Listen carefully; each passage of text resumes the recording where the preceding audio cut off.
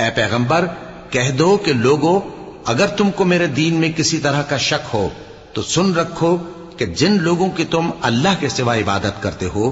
میں ان کی عبادت نہیں کرتا، لیکن میں اس اللہ کی عبادت کرتا ہوں جو تمہاری روحیں قبض کر لیتا ہے، اور مجھ کو یہی حکم ہوا ہے کہ ایمان لانے والوں میں ہو جاؤں،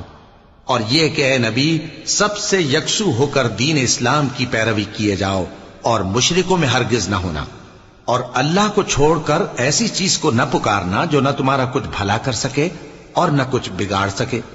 اب اگر ایسا کرو گے تو ظالموں میں ہو جاؤ گے، اور اگر اللہ تم کو کوئی تکلیف پہنچائے تو اس کے سوا اس کا کوئی دور کرنے والا نہیں،